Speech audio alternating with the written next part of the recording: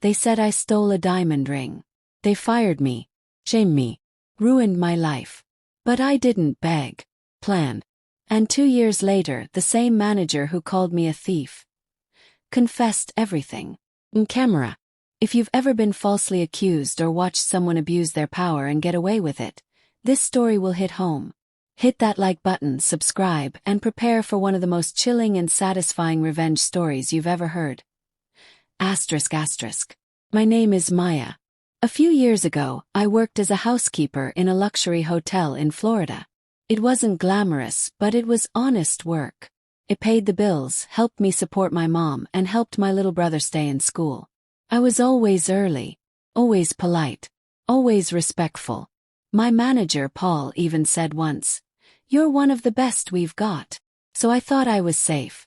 Until room 503. It was a Thursday morning. I cleaned that room like I always did.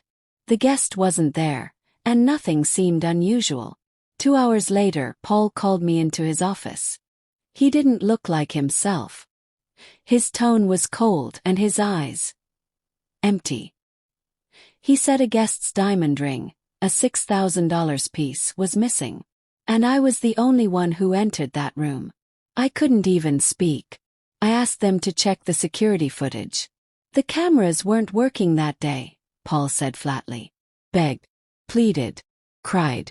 But they didn't call the police. They didn't investigate. They just fired me. The next day, the hotel sent an email to every staff member. Termination due to theft. Overnight, my reputation was gone. My coworkers avoided me. My landlord started asking questions. Even my little brother looked at me differently. I couldn't get a job anywhere. Not in hospitality, not even cleaning motels. 8 months of rejection later, I took a part-time job at a gas station. The pay was terrible. The shifts were long. But worse than all of it was the silence. No one would even hear my side. But something inside me never settled. The way Paul rushed everything. How the cameras just happened to be down. How no police report was ever filed. Something stunk. So I started digging. Quietly. I reconnected with an old friend who still worked at the hotel.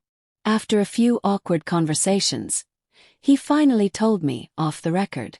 The guest never filed an official complaint. Never asked for police. And Paul, he kept the ring. My stomach dropped. That's when I knew. This wasn't bad luck. It was a setup. I spent the next year rebuilding myself. Mentally, emotionally, strategically. Then I made a move. I applied for a cleaning job at a sister hotel under a fake name. New ID. New hairstyle. Slight change in my accent. I kept my head down, worked hard, and after 5 months, I requested a transfer back to my old hotel. Same position. They didn't recognize me. Paul didn't recognize me. This time I was ready.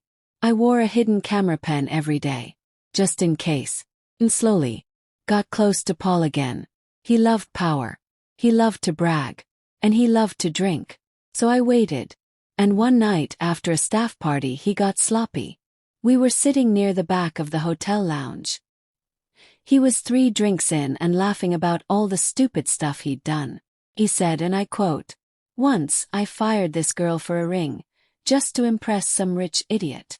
Kept my voice calm. I asked, "Did she really take it?" He smirked.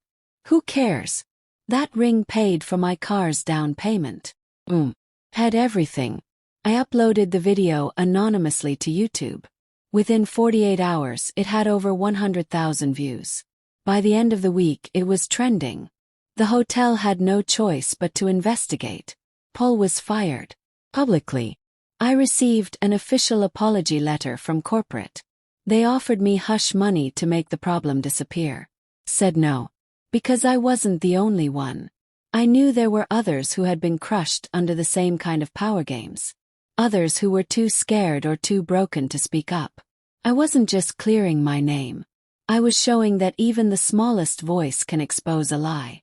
Paul's face when he realized the video had gone viral. Priceless. He tried to deny it. He said it was taken out of context. But the footage was clear. His words were damning. And karma Well, she had excellent timing. I got messages from old coworkers who apologized for not standing by me. My brother hugged me and said, "I never stopped believing you." My name was cleared.